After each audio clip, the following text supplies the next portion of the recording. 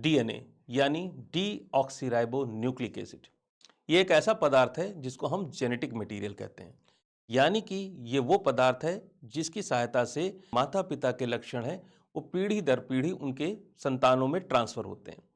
इसके अतिरिक्त आपकी जो स्किन का कलर है, जो आपकी आंखों का रंग है, जो आपकी ऊंचाई है, ये सारी चीज़ें डीएनए के अंदर छुपे हुए मैसेजेस के अंदर इनकोडेड होती हैं। एक ज़माना था जब डीएनए के बारे में कोई जानता नहीं था कि डीएनए दिखता कैसे है। आज की तारीख में तो हमें दिखता है कि डीएनए, हमने किताबों में, टेक्स्ट बुक्स में देखा है कि डीएनए का डबल हेलिकल मॉडल होता है। लेकिन एक ज़माना था जब इसके बारे में कोई जानता नहीं था। ये बात है सन 1950 के आसपास की। और 1950 में दुनिया भर के बहुत सारे वैज्ञानिक इस चीज़ को डिकोड करने में लगे हुए थे कि डीएनए आखिर में दिखता कैसा होगा, उसका स्ट्रक्चर कैसा होगा। और इसमें सफलता पाई 2 वैज्ञानिकों ने, वाटसन एंड क्रिक। ये वाटसन और क्रिक 2 वैज्ञानिक थे और इन्होंने सबसे पहले डीएनए का डबल हेलिकल मॉडल, यानी कि जो इस मॉडल को हम लोग कहते हैं डबल हेलिकल द्विकुंडलीकार जो मॉडल है, इसकी खोज की। इसके बारे में इन्होंने पहली बार सही-सही बताया।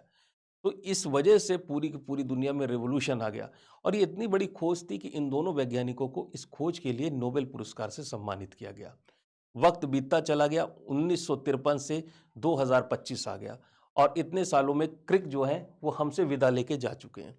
लेकिन अभी इसी नवंबर के महीने में जो इनमें से जो जूनियर जो यंग साइंटिस्ट थे जिनका नाम था मिस्टर जेम्स वाटसन, 97 वर्ष की अवस्था में इनकी भी मृत्यु हो गई।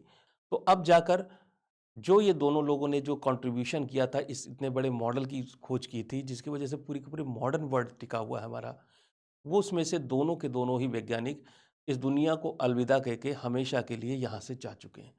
तो इसमें अगर हम कहते हैं कि हाँ, डीएनए की खोज तो की थी, लेकिन इसका हमारी ज़िंदगी पर क्या असर हुआ होगा? आखिर हमें इन इस खोज से क्या लाभ हुआ होगा? तो लाभ बहुत हुए।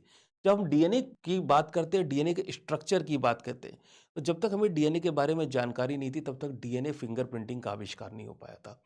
डीएनए फिंगरप्रिंटिंग की सहायता से आज की तारीख में जो क्रिमिनल्स हैं, उनको पकड़ना आसान हो गया। आसानी से पकड़ जाते हैं और जो कोर्ट ऑफ लॉ है, इसको एक बहुत ही स्ट्रॉन्ग एविडेंस के तौर पर लेती है। इसके अलावा किसी बच्चे खो गए बच्चे के अगर माता-पिता नहीं मिल रहे हैं और 2 अलग-अलग कपल्स हैं और वो उस बच्चे पर अपना क्लेम कर रहे हैं कि ये बच्चा हमारा ही है। तो ऐसी स्थिति में अंतिम उपाय के तौर पे डीएनए फिंगरप्रिंटिंग ही सामने आती है। यानी कि ये पैरेंटल डिस्प्यूट्स को सॉल्व करने में बहुत बड़ी रेमेडी के तौर पर उभर रही है। तो यहाँ पे हम देखते हैं कि एक तरफ से ये फोरेंसिक्स और पैरेंटल डिस्प्यूट्स में इसने हेल्प की।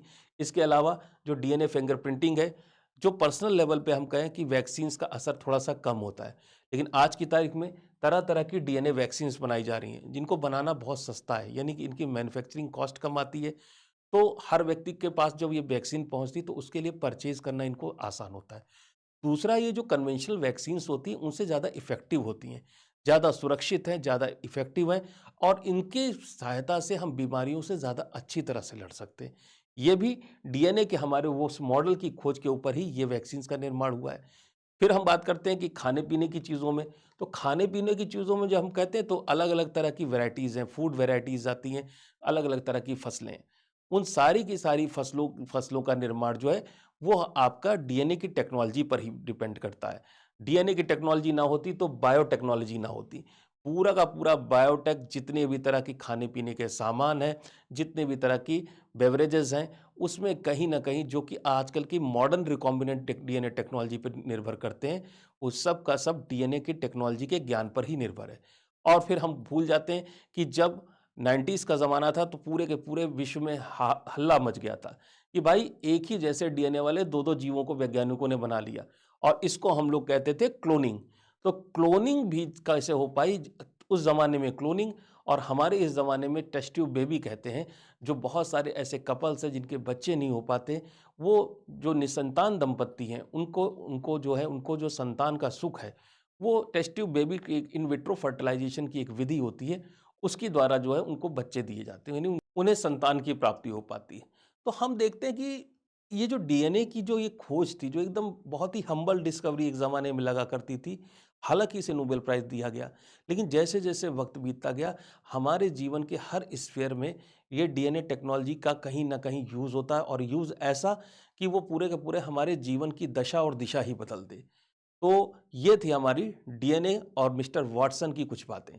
तो चलिए अब इस पर एक क्वेश्चन लगाकर देखते हैं। तो क्वेश्चन हमारा इसी डीएनए टेक्नोलॉजी पर है और क्वेश्चन हमारा कह रहा है कि the discovery of DNA structure marked a new era of modern life. ठीक है, तो वो जाहिर सी बात है जो हम लोगों ने डिस्कस किया कि डीएनए का जो स्ट्रक्चर की अगर हम खोज ना कर पाते तो नई जो दुनिया है उसके बारे में उसको डिकोड करने में थोड़ी सी मुश्किल होती। पूरा का पूरा मॉडर्न लाइफ भी जो है वो डीएनए के इस स्ट्रक्चर पर ही निर्भर करता है। तो इसी के आधार पर अगर हम देखें तो मेडिसिन है, फोरेंसिक है और जेनेटिक्स में डीएनए टेक्नोलॉजी ने बहुत सारा योगदान दिया है।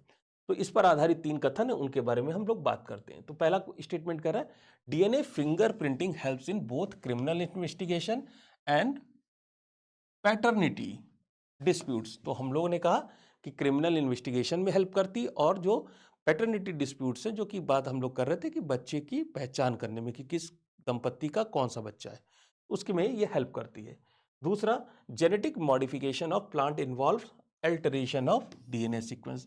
तो जब भी हम जेनेटिक मॉडिफिकेशन करना चाहते हैं, किसी प्लांट की वैरायटी में परिवर्तन करना चाहते हैं with the help of recombinant DNA technology, तरह की जो टेक्नोलॉजी है उनकी सहायता से, उसमें हमें डीएनए में बदलाव करना पड़ता है। उसको करने के लिए डीएनए में बदलाव करने की आवश्यकता होती है। तीसरा स्टेटमेंट कह रहा है the structure of DNA was first discovered by Francis Crick and Rosalind Franklin in 1953। तो इसकी खोज जो है, स्ट्रक्चर की खोज फ्रांसिस क्रिक और रोजालिंड फ्रैंकलिन नाम के वैज्ञानिकों ने की। तो पहले हम लोग बात करते हैं स्टेटमेंट नंबर 1 की। तो डीएनए फिंगरप्रिंटिंग, जैसे कि हम लोग डिस्कस ही कर रहे थे कि क्रिमिनल इन्वेस्टिगेशन और पैटर्निटी डिस्प्यूट्स में हेल्प करती है विद द हेल्प ऑफ जो डीएनए की हम फिंगरप्रिंटिंग कहते हैं। डीएनए फिंगरप्रिंटिंग इन दोनों जगहों पे काम आती है। तो इसका मतलब स्टेटमेंट नंबर 1 हमारा सही है। दूसरे स्टेटमेंट में चलते हैं कि genetic modification of plants involve alteration of DNA sequence. हाँ, तो जेनेटिक मॉडिफिकेशन करना तो जीन्स में तो मॉडिफिकेशन करना ही पड़ेगा और उसके लिए डीएनए में क्या करना पड़ेगा, डीएनए में आपको उसके सीक्वेंसेस को चेंज करना पड़ेगा, अल्टरेशन करना पड़ेगा। इसका मतलब स्टेटमेंट नंबर 2 भी आपका सही हो जाता है। तीसरा जो स्टेटमेंट कर रहा है the structure of DNA was discovered by Francis Crick and Rosalind Franklin. तो ये भाई स्टेटमेंट सही नहीं है। अभी अभी हमने बात की कि जो स्ट्रक्चर जो है इसकी खोज के लिए जो नोबेल प्राइज मिला था वो वाटसन और क्रिक इन दोनों को मिला था। रोजालिंड फ्रैंकलिन तीसरी वैज्ञानिक थी जिन्होंने डीएनए की जो ये इमेज है जिसके ऊपर इनकी डिस्कवरी टिकी हुई है, उस डीएनए की जो इमेज है जिसे 4051 कहते हैं, फोटो 51, उसकी एक्सरे क्रिस्टलोग्राफी की इमेज इन्होंने प्राप्त की थी। एक महिला थी और 32 वर्ष की अवस्था में ओवेरियन कैंसर की वजह से इनकी मृत्यु हो गई थी। क्योंकि इनकी मृत्यु पुरस्कार मिलने से 4 वर्ष पहले ही हो गई थी, इसलिए रोजालिंड फ्रैंकलिन को ये अवार्ड नहीं दिया गया था और उनको इस डिस्कवरी का श्रेय भी नहीं दिया गया। तो ये जो तीसरी चीज़ है कि ये जो तीसरा स्टेटमेंट है हमारा कि फ्रांसिस क्रिक और Rosalind Franklin were the discoverer, वो स्टेटमेंट आपका पूरी तरह से सही नहीं होता।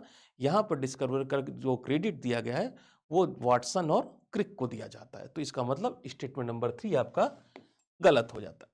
तो कहने का मतलब है स्टेटमेंट नंबर 1 और 2 आपके सही हैं और 3 आपका गलत है और इस आधार पर आपका ऑप्शन ए यानी 1 एंड 2 ओनली सही हो जाता है। तो आज के वीडियो में यहीं तक मुलाकात रहेगी, फिर आपसे मिलेंगे नेक्स्ट वीडियो में। तब तक के लिए धन्यवाद।